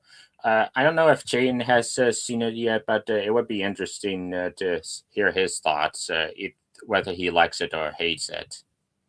For what movie? Inspector Gadget with Oh, Matthew okay. Broderick. Hmm. How long is it? How long is the movie? It's a guilty pleasure of mine. That and the sequel are guilty pleasures. I meant like how many hours is the movie? I meant to say. Uh, it's it's like an hour. Spectre Gadget is like an hour 18 minutes. It's not even an hour and a half. Okay. There you go, what Chayton. Yeah. It's a childhood favorite of his. There you go. So yeah, it would really be interesting to hear us talk about it. Really, Yeah. really, my favorite episodes of the popcorn panel have got to be the ones people hated, like War of the Worlds, Fan Four Stick, the Blair Witch sequels, Battlefield Earth. Uh, I mean, don't get me wrong, I do enjoy watching the good ones too, like Emperor's New Groove is a favorite of mine, yeah. and Wicked, King Kong. Charlie and the Chocolate Factory, which for a while was the most viewed episode before Baby Stay Out took over it again. Hmm. Yeah. I mean, yeah. What I love about the Popcorn Panel is the chemistry that you four folks have, and that's what's great about the Popcorn Panel. For how many people, if you have great chemistry with each other, you make a great show, and that is how it should be. Indeed. And and please don't make a podcast that has 6 or 9 more co-hosts. Well, no, or no, I get it, 69. But seriously, minimum 4 or 5. That's Yeah, basically four or five. I think that's how the popcorn panel and also both of us on the Sobas are so entertaining it. because it's only four people. It really depend. It really depends on the format of the podcast. But please don't have too many people. For a podcast that you have co-hosts on, don't make it be too many people because that'll just create chaos and you'll have people um talk over each other. That's why when I do these hangout sessions of the 3,000 hangouts, I usually have like no more than 5 or 6 people. Even though with StreamYard, it could go up to 10, but I save that for special occasions, like with the 200 episode when I had a lot of those people on. But I like to keep it medium size so that way people don't talk over each other. Now, unless if it was a game show recording, obviously I need a certain amount of game show contestants, like Price is Right, for example. Then I'll have 6 or 10 people on the call because that's what Price is Right needs. All right. But I know my time is up, but before I go, Chi yeah, and Helliot Nightcrawler, that's a great movie. yes. Hey, thank you for being here, Soren, and I'll see you in the live chat. Okay. Hmm. Have a good night. You too. And yep. And we'll have Charlie bring on here to escort you and all that stuff. So let me wait for Charlie to be on the call here. And yeah, game show recordings. That's different, but a podcast. Please don't have too many people on the call. Everybody's gotta bring something to the table. That's my opinion. If you bring a certain amount of people to the table, that's oh Hello, yeah. David. Hello. I know you agree with what I have to say there regarding don't have too many people on the podcast. What happened, David? I said I know you agree with me that don't have too many people co-hosting on the podcast. Yeah, like like it, like when I did the what do you call it, the original version of the Outcast. Outcast, right? I had fucking, who was it? Like it was you, me, and Tom, and then what was it on the It was like then it was emo. yeah, Mr. Beauregard, fucking Tom, and me, and then even when because again, one of the things I wanted to do when I did the Outcast the last time, like the most recent, was because also I think Phenomenal One was also a co-host for one episode, but like Uh, for the first bit of episodes, because there was always this whole thing where people said, "Oh, it was more so this person or that person that made the show great and all that," and mhm. like I've always been open and honest. I'm a very competitive person, Yeah. I feel like competition breeds new life into things.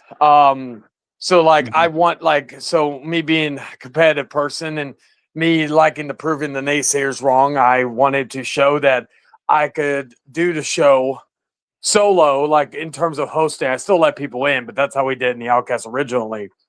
And it was Yeah. a resounding success. And then when I decided to bring someone in at the end, I was originally going to have that just be just the two of us. And it was like there were some good episodes in there, but it is a like I knew that like since I do run the show at the end Yeah. of, at the end of the day, um I will never have anybody do what I wouldn't do. I don't mind Mhm. making myself look like the fool or whatever. So if I don't, I expect my co-hosts to do the same. If they look like a belligerent buffoon in the show, I will look as much of a belligerent buffoon as they do. Yeah. So when I was thinking about when I decided to let my former co-host go and decide, okay, do I want to do one or two co-hosts like to add? And to me, it was a way also to get my woman involved. And again, as a favor to Mr. Beauregard, I wanted to give him the opportunity that unfortunately was taken from him by my own stupidity at that period. And so Mhm. I would never, me personally, I feel three is enough for me, like three hosts. Yeah. Um, but I will also point out, like unlike other shows, no matter what, I am the only creator, and I am the main host. Hmm. Like that's what the like I don't refer to myself as a co-host. I refer to myself as the main host. The other two are co-hosts. Yeah. And that's not something because I will, and that's something else. One second, I'm gonna step outside for a moment. Um, Mhm. like there, one thing I've learned over the years, Mhm. and actually a good. I was talking about in the chat about the movie Nightcrawler. Certain people are like, there's only a handful of people on here that I consider real friends, right? That Mhm. have my number, have my personal, know a lot about me more personally, and stuff like that. Mhm. People on the internet come and go, Yeah. and like that's one thing I've been trying to let people know because I've always seen that people will take like they will take loss of friends more seriously than others. Mhm. If it's not that close to me, if they're not that close to me, I don't take it seriously. And if it gets into a, I guess, back and forth conversation, Yeah. unfortunately, they don't. They're not. They're not friends. They're not YouTubers anymore. They are content, and I Mm. know that is very. Oh boy. What's you good? Yeah, I'm just stretching. Oh, okay. I know I'm just that's stretching kind of here. very, to some you could say that's heartless. But when you are trying to, like, at the end of the day, in one way, shape, or form, we're all using each other in some way for content. Mhm. Like, I'm not saying David's full blown doing this, but like me coming in here is like David's using me for content, and that's not a bad thing. That's not a bad thing. It's Yeah, you're the one content. who you're the one who Well, asked me to not only uh that, but just in general, right? mhm. But like, Yeah. and there's a difference between that. Like I don't look at David, and David doesn't look at me as just straight up No. content. But like, there are Yeah. people that I do, fortunately, unfortunately, view as this content to use, and when that content dries out, there's no Yeah. use in, like, whenever we've had beefs, right? Yeah. I always say when one party or the other waves the white flag, Uh-huh. then they're not content to me anymore. They're nothing that Mhm. can bring any sort of attention to the thing. Because again, if you're like, people could say they're doing this for fun and doing all this, but we are doing this for some sort of admiration, some sort of applause, some sort of conversation. Experience. That too. But like, the old saying, like I've always heard this term clout chaser. Oh, you're a clout chaser. I'm a clout chaser. What have you? We're all clout chasers. We all are trying to Yeah. find something to that for our audience to, trying to find some way for us to, our audience to grab onto And and honest to and go ahead. honestly, not just that, but with me, I don't like any of the YouTube. n- not saying no, like all the YouTubers in our community. I don't look up to them as celebrities. Like look up to them as people, and like I don't have a particular favorite friend or a particular favorite uh YouTuber because they're just regular people, and um that's how I look up to them. And what I Well, and what I'll do you one better. Nobody in here what I would consider my favorite YouTuber. People I mhm, consider my people that I look up to in terms of like favorite YouTubers are bigger, like fucking like Dead Meat or fucking Cody Leach, Chris Stuckman, John yeah, Campia, so on and so forth. And they're not people that, so to say, you are going to, like, you'll see similar, or you'll see inspirations from me in regards to how I talk or how I But then there's other ones like in, let's say, the rant community, where like I'll look at in terms of how I present myself in that form. And then, of course, like again, a lot of my inspirations for, I guess, YouTube me is from a bunch of different things. Nothing, it's not one singular thing. Yeah, And all that. And that's what I'm saying, yeah. like I don't. anybody who thinks that, like any of us, I'm being I'm being Yeah, fully honest here. I'm not just singling out one person, any of us. Like, we are not fucking gods of our community. Nobody is in this community. mhm, If you think you are fucking delusional. My yeah, gimmick is that I'm a cocky, arrogant son of a bitch. mhm, But am I like, the only part that I could say is true is that I do believe certain things that I do on here. Nobody in the community can match it. Nobody in the community can topple that. yeah. And like with me, like I just do YouTube just for fun and for experience because I don't get paid. The only way I would want to get monetization, I've heard that people, the people who are average as us, as reviews or subscribers, they don't get paid much. For those people I know who do get advertised, And but they have to be more careful of their wording and shit. I've always said, mm, if I ever got partnered in any way, I would only care about the super chats. Other than that, that's what I was going to. yeah, I don't care about the ad revenue. I don't care Yeah, because, again, my channel doesn't get enough views to support ad revenue. Shorts will never get me ad revenue. I like yeah, that's the only thing you could say regarding shorts, because I know some people have very strong opinions if shorts count as real views. I deem it is, because if it goes into your overall viewership, it counts. But yeah, you will not get ads from fucking shorts. So, like, if I make a short, like I did a short the other day that got, I think, 2,000 views. yeah, If I was monetized, I probably wouldn't even get a single dime for that, and that's yeah. okay, And But it's yeah, like, yeah, that's go ahead. and it's like I do this just for fun. Like I didn't really do that much promotion on this episode here because I don't care about the results with views anymore. I just don't. Like YouTube even takes away.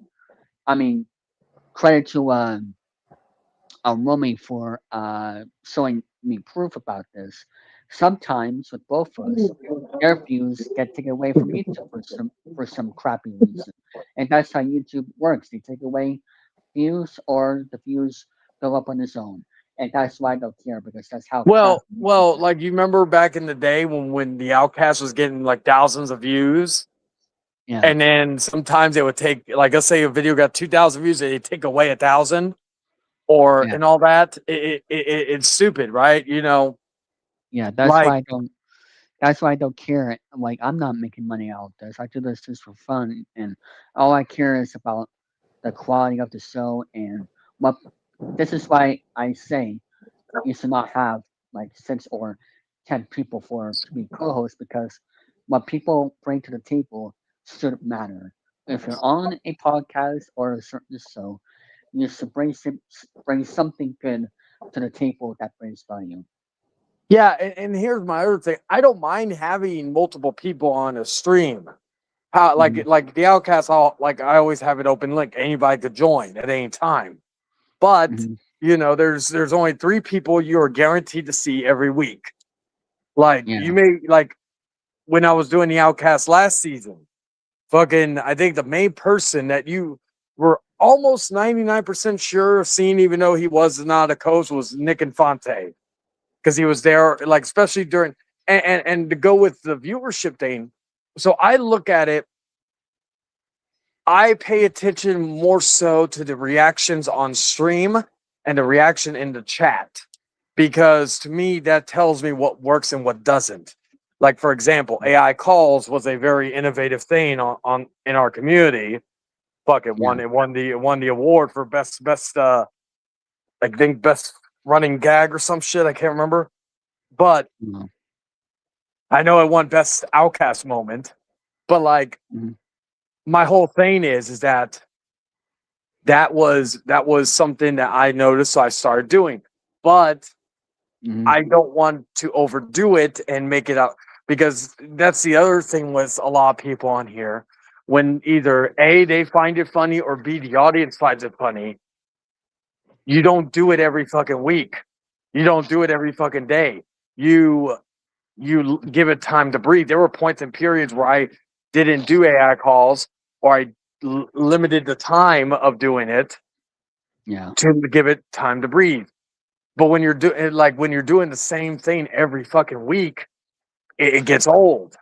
That's why you Yeah. gotta that's why, like, with the Outcast season 1, it was very back and forth of topics. There was some fucking drama shit. There was some fucking there was more heartfelt stuff. There was more questionnaires. There was more comedy. Mhm. And this season, I wanted to be like that, but for example, not focus on drama, because quite frankly, there's really nothing really to talk about, because it's been pretty peaceful for the most part. So Mhm. with that not being in my wheelhouse this time, I'm having to think of other ways to get people to watch. One of the things is I have a big story arc that's going to start from episode 1, and I've not told I've not told anybody about this yet. This is going to be something I'm going to try to have it play naturally throughout the Yeah. season, and I'm going to have that go from episode 1 all the way to episode 8 for the season finale. There, brother. I'm so Yeah. that's going to be something that, and truth be told, it's going to be something that it's going to be an idea that we had for season 1, or for the original Outcast with you, David, but we're going to work it a different way and work it into a bigger overarching Mm. story. I won't tell you Mm. what it is, but you'll have just to Yeah. wait till to find out. My point is that for me, using the idea of that, it's also not a bad thing to go back into the past, see what worked, and see, like, it's like remaking movies. Yeah.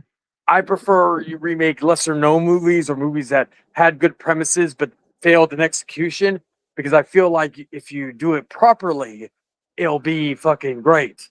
And this is something I'm going to be working on as one of the big angles for this season. Among other things, like AI calls are going to be back, but I'm limiting that to every few episodes. Hell, I'm Yeah. even doing something that a lot of people would be like, "Are you mad?" That's doing the episodes every 2 weeks. That way, it gives Yeah. us time to think of ideas. We're not a news channel. We're not a fucking. We're I'm not a gonna let you fucking. go. What's up? I'm gonna let you go in 2 minutes. Okay. We're not a Mm. wrestling channel. We're not this. We're not that. We're not a movie channel. We may talk about things from time to time regarding those things, but at the end Yeah. of the day, the Outcast is not a fucking. It's never been a one centric show. Yeah. So, and like I said, like we talked about, like even before, I'll say this before I go. Like, we had the conversation about next year for the award show to add all the shows in, because, like, being the competitive person I am, and I love both of us, but I want to beat them next year. I want to beat them for show of the year. Mhm. And it's something that they may not, well, the fans may think differently, but it's something that, because I do believe the Outcast is the best show on YouTube, or in our community. Maybe not on YouTube. I don't want to go that far. It's not in that regard, but Yes. in our community, you know. Mhm. And I want that. I want that. I guess invisible title saying it is, because, and to me, like, I know it's the best show on in our community, but I want that to be basically the focal point in that. And Mm. no disrespect to anybody, it's just what I believe and what my opinion is. But with that being said, I will leave you with that. Pleasure as always, David, and I'll talk to you later. See you, Charlie. All right. Uh, but let me see if I could get one more person on here before we sign off. If not, it's completely fine. I am just gonna do my best to get a person here last minute. But like I said, if not, it's completely fine. Let me see if I can actually call it that person. I don't know. You too as well. Thanks for tuning in and helping out with this. I'm just seeing if someone I know would like to join in. Because is anybody else in the chat still watching? Because you're more than welcome to join in here last minute. Oh,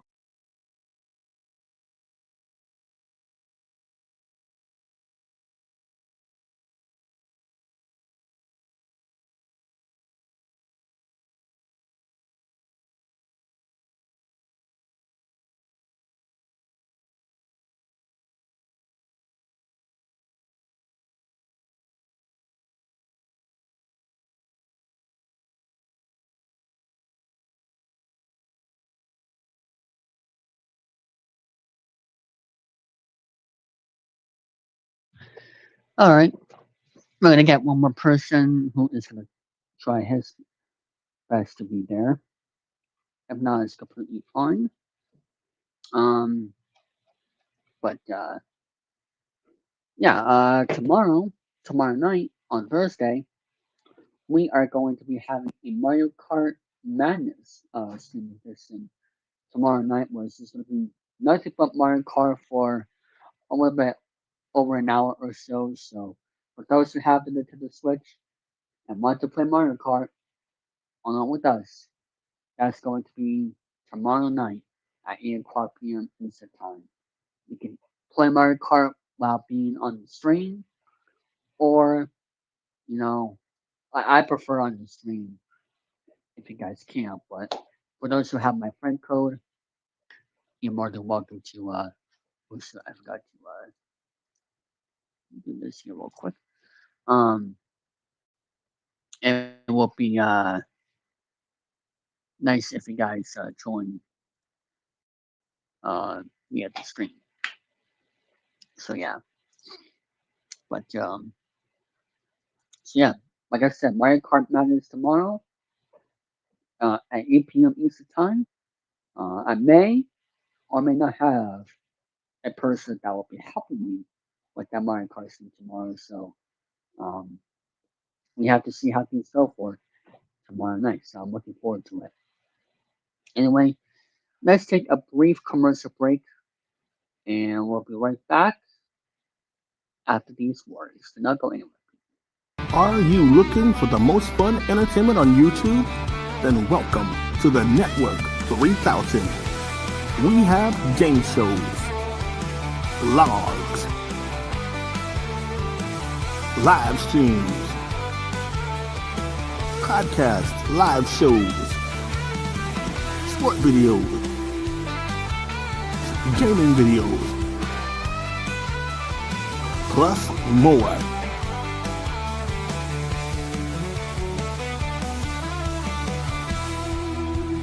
Subscribe today. We hope you enjoy the Network 3000 on YouTube. All right, we are back here.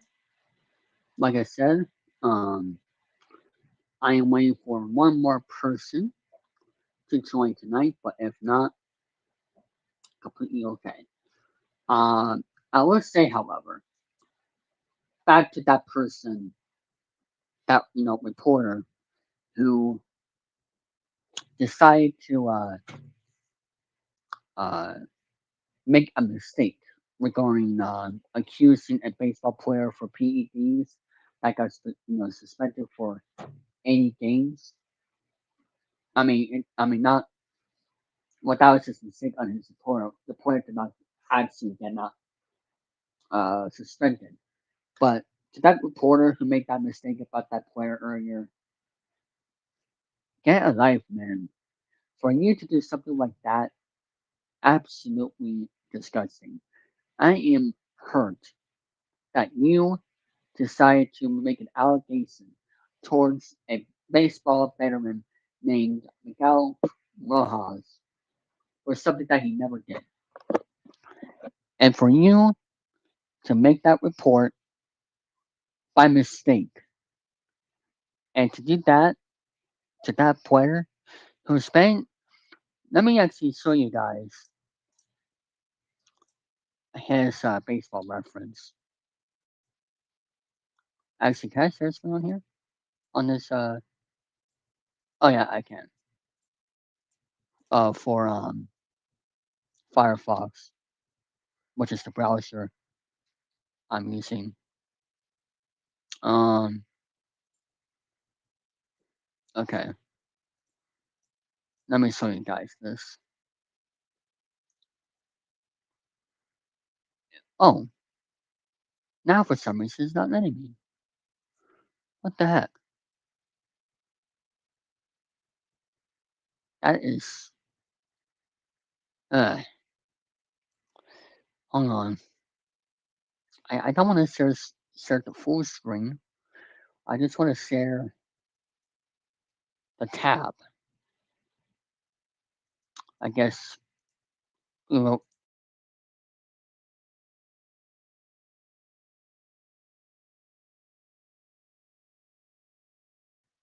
I'll just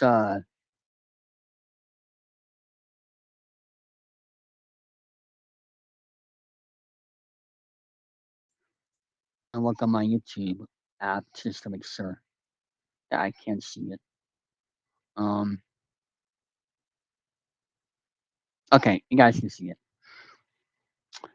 He's been, what, no,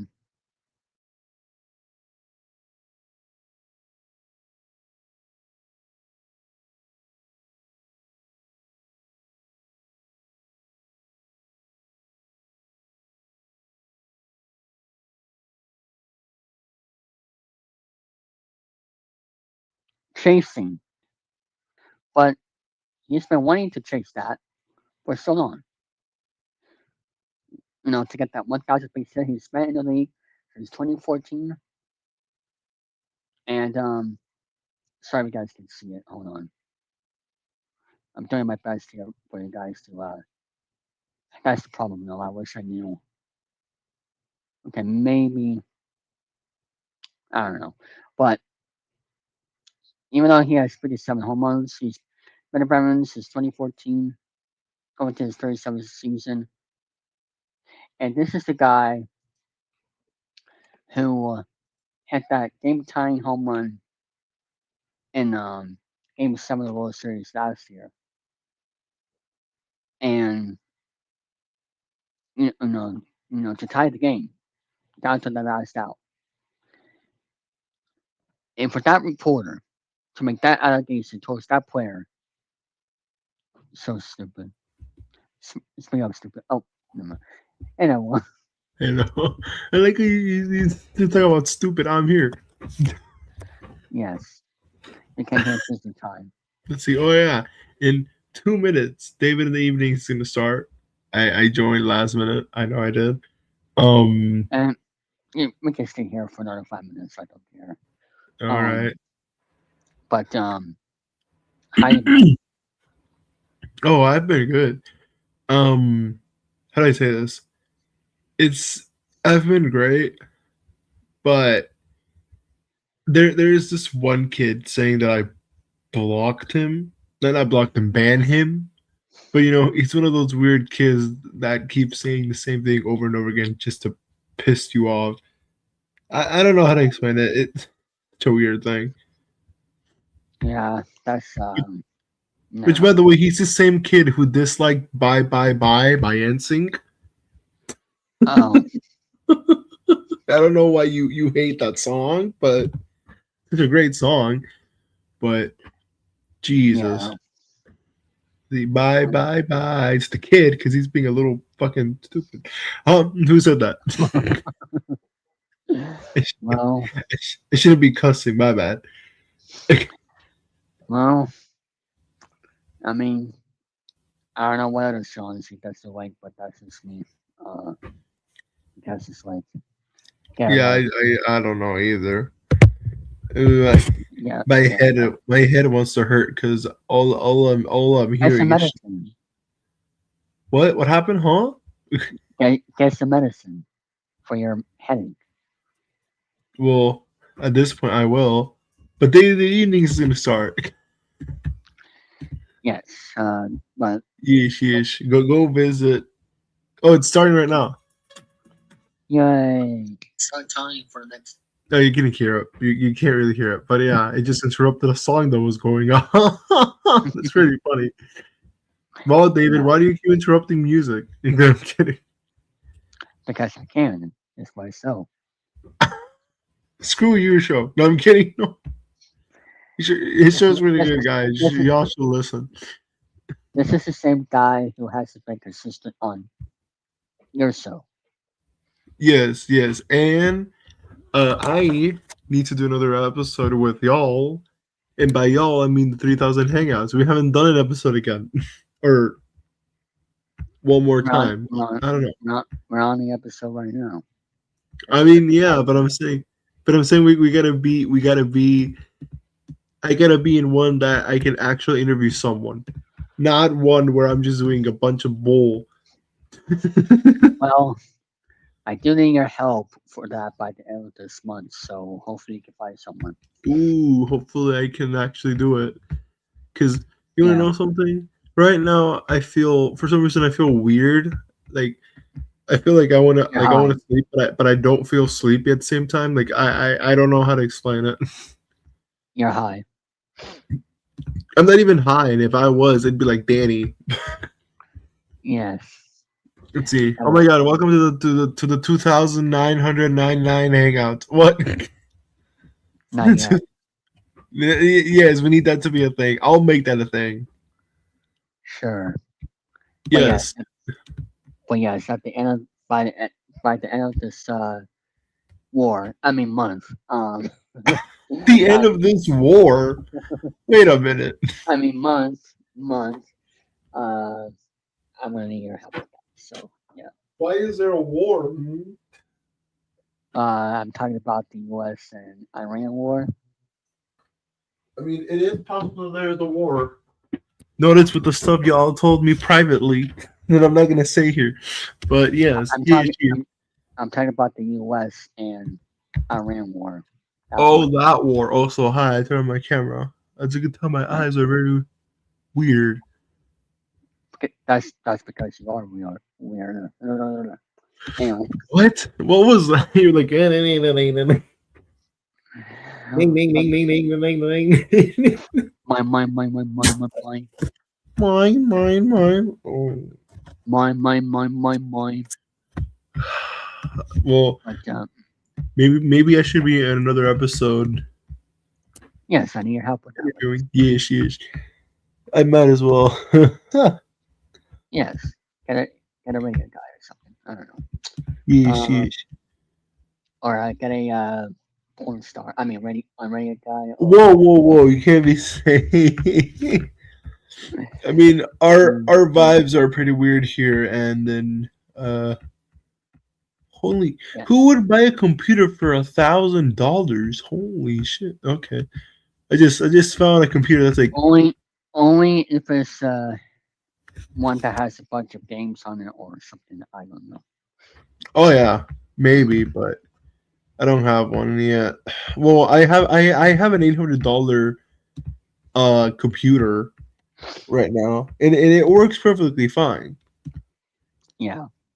Like I spent $800 on this, and yet it's a gaming computer, so I could just play games on here. Which is pretty cool, if you tell me. It's worth the price. Yeah. You know what you should also get? Porn. No, this. Oh, is that a capture card? I can't tell what that is. Oh yeah. Okay, so I might as well. I mean, I look you want one. Also, you should get a heater for the winter because I hate it here. Well, I need to get a capture card because I wanna low key. I only want to get one because I want to record TV content. Oh yeah, I know what you mean. Oh, yeah, like actual like a TV tuner. Can't even say it right. I want that. That would be pretty cool to have. But anyway, sweet dreams.